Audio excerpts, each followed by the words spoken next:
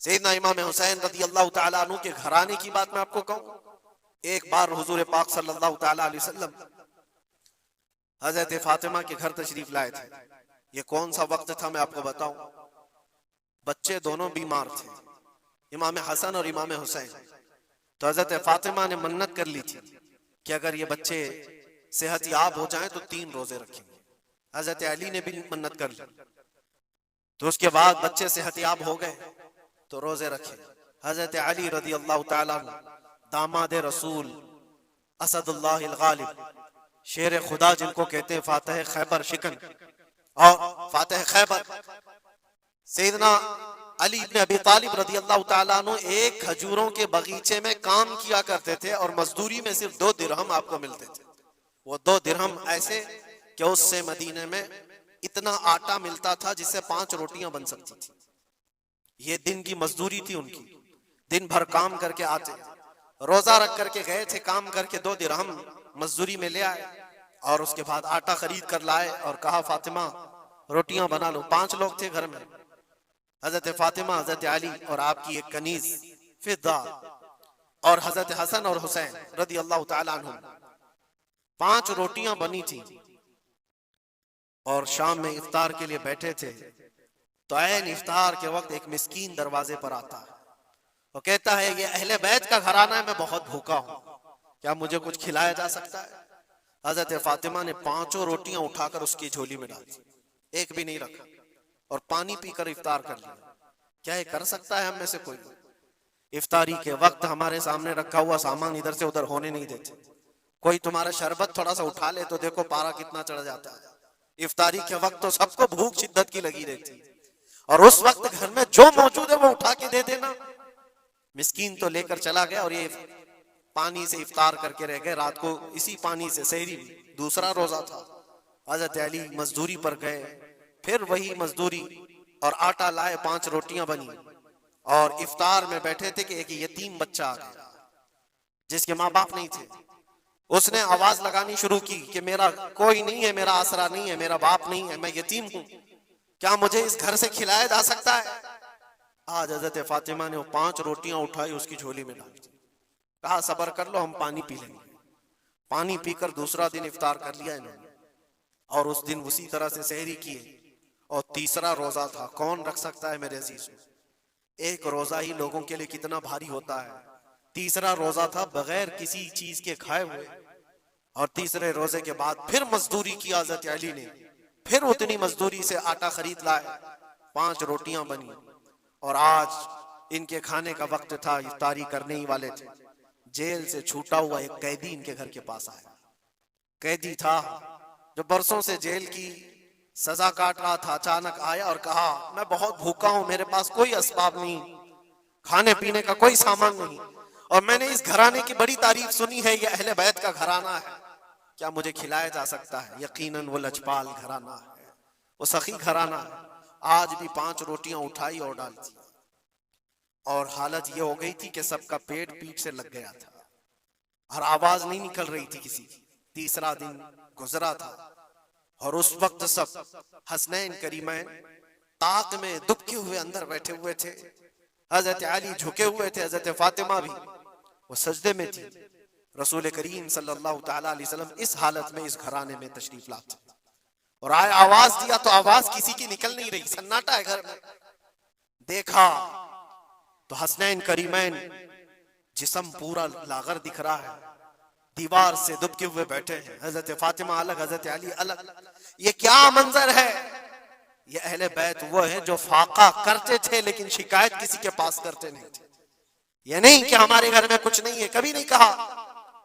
اسی طرح بیٹھے رہے۔ اللہ کے نبی صلی اللہ علیہ وسلم پوچھ رہے تھے تمہیں کیا ہو گیا؟ اسی اسنا میں ان کا جواب آنے سے پہلے جبرائیل امین آیت لے کر کے آ گئے، آیت لے کر کے آ گئے۔ قرآن پاک کی آیت سورہ دہر میں آج بھی موجود ہے۔ اللہ تعالیٰ فرماتا ہے وَيُطْعِمُونَ الطَّعَامَ عَلَى حُبِّهِ مِسْكِينًا وَيَتِيمًا وَأَسِيرًا، اے رسول پاک یہ وہ گھرانہ ہے جو اللہ کی محبت میں کبھی مسکین کو کھلاتا ہے، کبھی یتیم کو کھلاتا ہے اور کبھی قیدیوں کو کھلاتا ہے۔ اور حضور کو حضرت جبرائیل نے بشارت دی، نہ وہ مسکین گھر پہ آیا تھا، نہ یتیم گھر پہ آیا تھا، نہ قیدی گھر پہ آیا تھا، وہ تو اللہ کا فرشتہ تھا جو اہل بیت کا امتحان لے رہا تھا۔ اور یہ اہل بیت کا گھرانہ امتحان میں مکمل کامیاب ہے اور ان کے کھانے کے لیے اللہ تعالیٰ جنت سے کھانے نعمت اتار رہا ہے۔ یہ وہ گھرانہ تھا۔ کیا اس صبر کو آپ دیکھ سکتے ہیں بچپن میں جہاں اتنا صبر سکھایا گیا ہو؟ بچوں نے یہ الجھ کر کے کہا ہو کہ ماں کیوں دے رہی ہو روٹیاں، ہمارے لیے بھی تو کچھ رکھو۔ یہ وہ آداب تھے، یہ وہ پرورش تھی جو کربلا کے میدان میں ان کو جبل استقامت بنایا ہوا تھا۔ ٹس سے مس نہیں ہوتے تھے، یہ اچانک آئی ہوئی پرورش نہیں تھی، اچانک ملی ہوئی تربیت نہیں تھی، ان کی گٹھی میں گھول کر کے پلائی گئی ہوئی تربیت تھی۔ حسنین کریمین کو یہ صبر و استقامت ان کی ماں اور ان کے باپ نے اس وقت سے دیا ہے جب ابھی وہ شعور کی آنکھیں کھول رہے تھے۔ عزیزان گرامی وقار، استقامت کس کو کہتے ہیں؟ یہی ایک جملہ، ایک لفظ یاد کر لو بس کافی ہے۔ آج میرا میسج اتنا ہی، استقامت ہے صرف اور صرف ظلم سہ کر کے مر جانا، یہ کوئی کمال کی بات ہے۔ ظالم کے سامنے ڈٹے رہنا اور حق بات کا اعلان کرنا، یہ استقامت ہے۔ اور یہ ساری کرامتوں سے بڑھ کر کے ہے۔ ساری کرامتیں، جو بھی ولی کرامت دکھاتا ہے وہ نبوت کا پرتو ہوتا ہے، معجزے کا پرتو ہوتا ہے۔ نبی معجزہ دکھاتے ہیں۔ معجزہ کیا ہے؟ ایسا کام جو عام انسان نہیں کر سکتا۔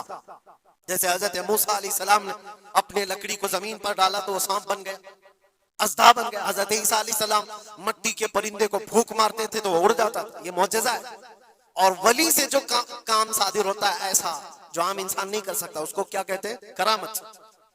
ولی سے کرامت ثابت ہوتی ہے۔ بہت سارے اولیاء کرام سے کرامتیں صادر ہوئی۔ سرکار غوث پاک رضی اللہ تعالیٰ عنہ کی کرامتیں بہت ہیں، سرکار غریب نواز کی کرامت ہے، بہت سارے اولیاء کرام کی بہت سی کرامتیں۔ انہوں نے کبھی پانی پر اپنے مصلے بچھائے، کبھی ہواؤں میں چل کے دکھائے، یا پھر محیر العقول کام جو عام انسان کی سمجھ میں نہ آئے، یہ سب کرامتیں دیکھ کر انسان حیرت میں آ جاتا ہے، ایسا کیسے؟ اور آج بھی سارے لوگ اسی چکر میں باباؤں کے پیچھے گھومتے رہتے ہیں کہ کوئی چمتکار دکھ جائے، چمتکار نظر آ جائے۔ چمتکار دیکھنے کے لیے انسان پاگل ہو جاتا ہے۔ اسی جو آپ کی زبان میں چمتکار اور کرامت الگ چیز ہے۔ جادوگر کوئی چیز دکھا رہا ہے وہ چمتکار ہے، کرامت دیکھ کر کے تم یہ سمجھنے لگتے ہو اس سے بڑا کوئی ہو ہی نہیں سکتا، اس سے بڑا کوئی نہیں ہو سکتا۔ اگر تمہارے سامنے کوئی بابا ہوا میں اڑ کے دکھا دیا تو ہو گیا پھر تمہارا، ساری چیزیں اس کے پیچھے قربان، اس سے پہنچا ہوا کوئی نہیں۔ میں آپ کو کہتا ہوں دنیا کی ساری کرامتیں ایک جگہ پر حق بات پر اٹل ہو جانا، استقامت اس سے بڑھ کر کے وہ امام حسین نے کربلا کے میدان میں دکھایا ہے۔ کرامت کیا ہے امام حسین نہیں دکھا سکتے تھے؟ ارے سارے اولیاء جن کے قدموں سے لگے ہوئے ہو، جہاں سے ولایت بٹ رہی ہو، حضرت مولا علی کو کیا کہتے ہیں؟ شاہ ولایت کہا جاتا ہے۔ سارے اولیاء کرام کی ولایت وہاں جاتی ہے، تو کیا امام حسین کربلا میں اپنی کرامت دکھا کر کے قابو نہیں کر سکتے تھے؟ اور لوگوں کے اس ذہن میں آنے والے سوال کو دور کرنے کے لیے امام حسین کے شہزادوں میں 600 سال بعد آنے والے غریب نواز نے اجمیر کی دھرتی پر دکھایا بھی تھا۔ تم اگر پانی بند کرتے ہو تو معین الدین ایک کھٹوری میں پورا پانی سما سکتا، کیا نہیں ہوئی تھی؟ انا ساگر کا پورا پانی ایک کھٹوری میں سرکار غریب نواز کے حکم پر نہیں جمع ہوا تھا، اور آپ نے چھوڑ دیا تو پانی پورا چلا گیا۔ وہ 600 سال بعد آنے والے غریب نواز جو امام حسین کی اولاد میں سے اتنے سالوں بعد آنے والی اولاد میں یہ پاور ہے، یہ طاقت ہے، تو حسین کے ہاتھوں میں کیا طاقت ہو سکتی؟ ارے دریائے فرات تو ان کے قدموں سے لگ کر کے بہتا اگر حکم دیتے۔ لیکن امام حسین رضی اللہ تعالیٰ عنہ کرامت سے اگر وہ معاملہ حل کر دیتے تو ہم جیسے نکموں کے لیے آئیڈیل کون ہوتا؟ ہم جیسے غریبوں کے لیے آئیڈیل کون ہوتا؟ وہ تو بڑے لوگ تھے، متقی تھے، پرہیزگار تھے، رسول اللہ کے خاندان سے تھے، انہوں نے کرامتوں سے ان معاملات کو حل کیا ہوگا۔ لیکن ہم جیسے لوگ اس زمانے میں اپنے دور کے یزیدیوں سے لڑنے کا وقت ہوتا تو ہم کون سی کرامت دکھاتے؟ اسی لیے امام حسین نے قیامت تک آنے والے مسلمانوں کے لیے کرامت دکھا کر کے اس میدان کو فتح نہیں کیا، استقامت دکھا کر کے۔ یہ میسج تھا کہ اے مسلمانوں، जैसी भी बड़ी ताकत तुम्हारे सामने आए डटे रहो, जमे रहो और मरने का खौफ ना रखो। अगर कट जाते हो, मर जाते हो तो कोई फर्क नहीं पड़ता, क्योंकि रब तबारक व तआला ने पहले ही कुरान में गवाही दे दी है, वला तक़ूलू लिमन युक़तलू फी सबीलिल्लाहि अमवात बल अहयाउ वलाकिन ला तशऊरून। जो अल्लाह की राह में मारे जाएं उन्हें मुर्दा न कहो, वो जिंदा हैं, तुम्हें उसका शऊर नहीं। और वो जिंदगी तो आज भी हम देख रहे हैं, आज भी हम देख रहे हैं, इस्लाम जिंदा होता है हर करबला के बाद। क्या ये नहीं देख रहे? हर घर पे इमाम हुसैन के चर्चे, जलने वाले होंगे, कुड़ने वाले होंगे, लेकिन उनको उंगलियों पे गिना जा सकता है, बाकी चाहने वालों की तादाद सितारों से ज्यादा है। इमाम हुसैन का झंडा आज भी उसी तरह लहरा रहा है। सच बताऊं मैं आपको, कभी आपको इत्तेफाक हो तो मुल्क शाम के दिमश्क में भी जाना, जहां पर 3 साल यजीद का दरबार लगता था। वो भी अपने वक्त का खलीफा बना हुआ था, और उसने जो अपने दौरे खिलाफत में, अपने दौरे हुकूमत में जुल्म ढाए, वो तारीख में रकम हो चुके हैं। जा करके पूछना अहले शाम से, दिमश्क वालों से, कि एक दौर यहाँ तुम्हारा बादशाह रहता था, शाम का हुक्मरान यजीद, वो कहाँ है, उसकी कब्र कहाँ है? लोग तो बगलें उठा करके आपको कहेंगे कि यहाँ तो कोई ऐसी कब्र नहीं दी। हाँ, हमको पता है, बाज मुअर्रिखीन ने, बाज दानिश्वर जो पढ़े लिखे, वो कहते हैं जहां पर सारा कचरा एक जगह फेंका जाता है, डम किया जाता है दिमश्क का, वहां कहीं उसकी कब्र खो गई है, उसमें कहीं कब्र खो गई है। ये तो उसकी बात कर रहा हूं जो बादशाह था, फौज रखता था, ताज रखता था, तख्त रखता था और हुकूमत रखता था। उसका सवाल ऐसे। फिर आओ इराक की सरजमीन पर और करबला जाओ। सोचो, एक खुला चटेल मैदान था, यहाँ पर कोई आबादी नहीं थी, दूर दूर तक एक दरियाए फुरात बहती थी और बाकी कुछ नहीं था। और जाकर के आप ढूंढने लग जाओगे कि मैदान कहाँ है, तो तुम्हें मैदान नहीं मिलेगा, हर जगह आबादी ही आबादी। एक हसीन और जमील शहर है, और लोगों से पूछो कि यहाँ तो हमने सुना था रसूलुल्लाह के शहजादे हुसैन को काट करके टुकड़ों में बदल दिया गया था, उनके शहजादों को, और इमाम हुसैन के सर को अलग कर दिया गया, जिस्म को अलग कर दिया गया, उनके बेटों के जिस्म पर घोड़े दौड़ा दिए गए थे। सुना तो ऐसा था कि उनके सब जिस्म को इस तरह से बिखेर दिया गया था। वो कहाँ है? क्या मिट गए तारीख में?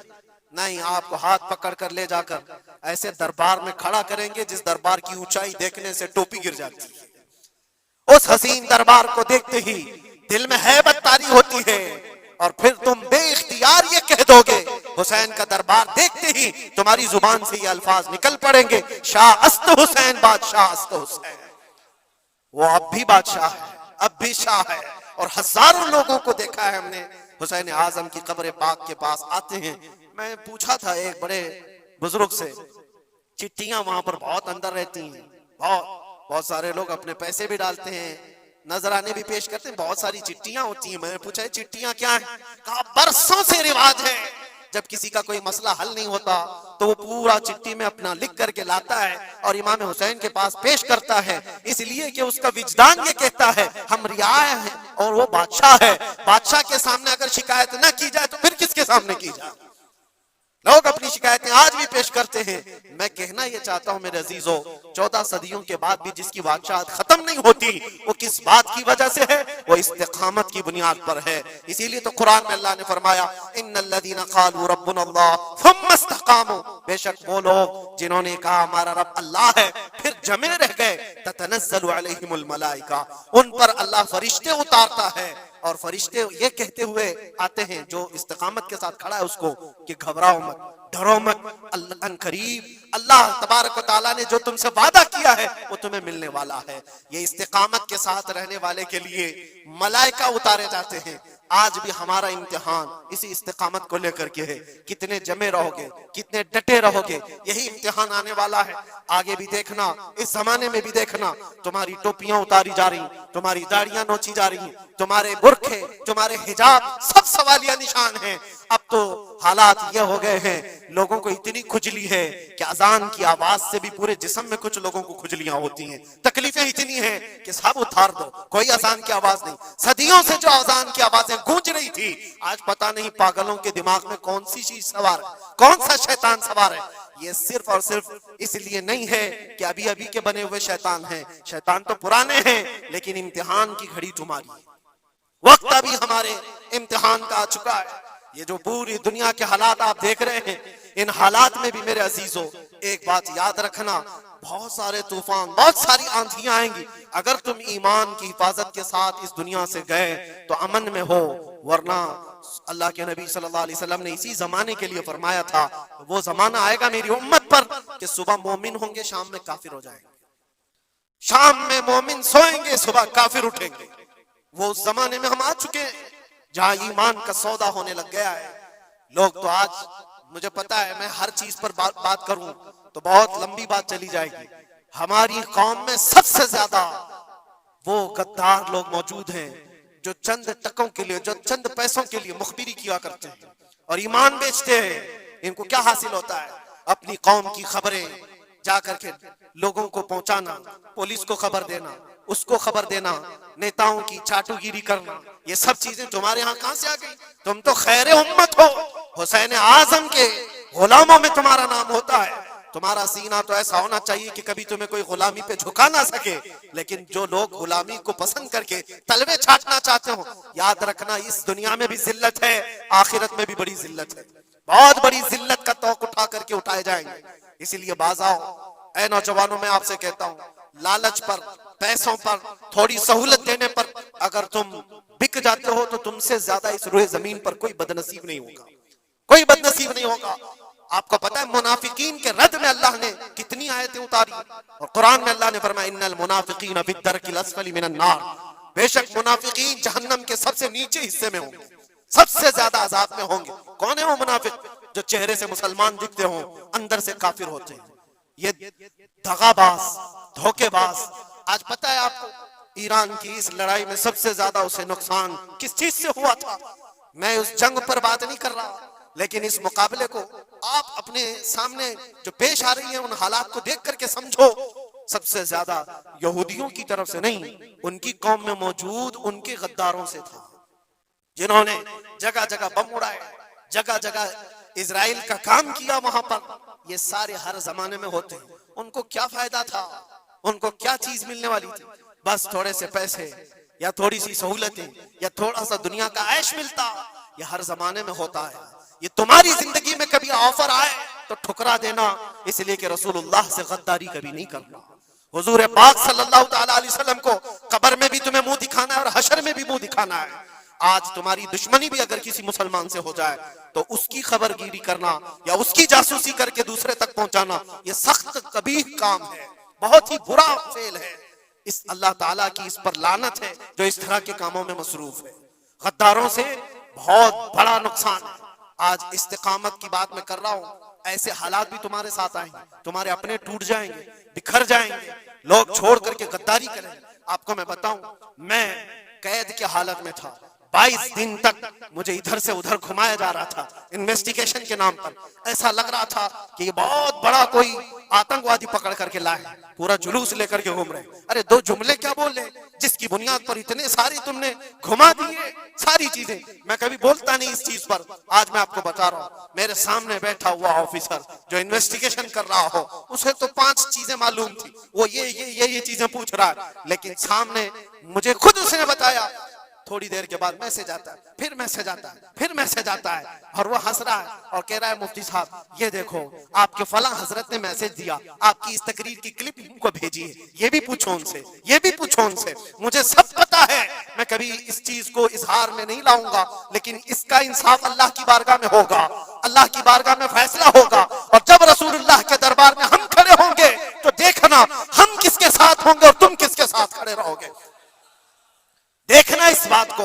ایک بندہ رسول اللہ کی عزت کے لیے کفار و مشرکین کے نرغے میں بیٹھا ہو اور تم اپنی روٹیاں سیکنے کے لیے اس کے سامنے ہماری جاسوسی کرتے ہو اور اس سے کہتے ہو کسی حالت میں چھوڑنا مت، کسی حالت میں چھوڑنا مت.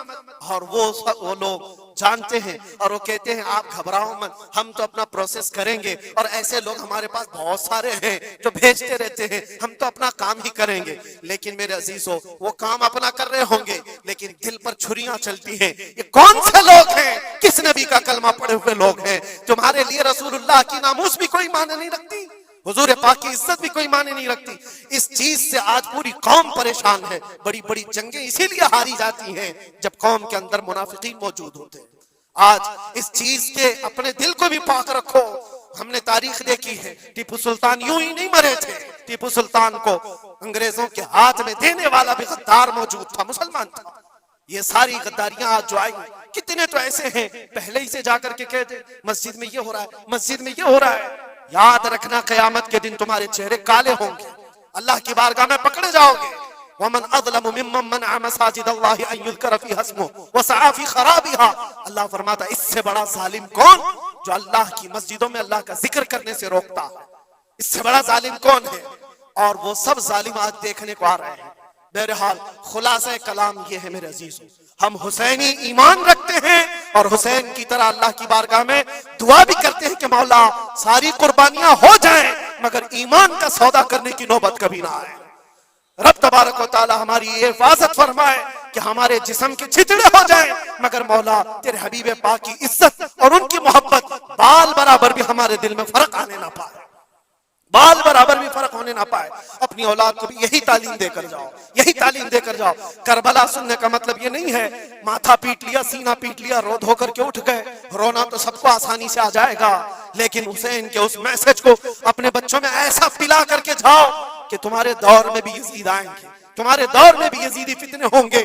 اس وقت میرے بیٹے چوڑیاں پہن کر گھر میں نہ بیٹھنا، یزیدیوں کا مقابلہ کرنے کے لیے حق بات کا اعلان کرنا. مجھے یاد ہے میری بات، میں جس وقت اپنے گھر سے دلی کے لیے نکل رہا تھا تو میری ماں نے یہی کہا تھا نہ واپس آؤ تو کوئی بات نہیں، ہمیں یقین ہے کہ اللہ کے راستے پر جا رہے ہیں. اللہ تبارک و تعالی اس استقامت کو ہر گھر میں عطا فرمائے. حسین اعظم کا جذبہ اللہ تعالی ہماری اولاد میں عطا فرمائے. وآخر دعوانا ان الحمدللہ رب العالمین.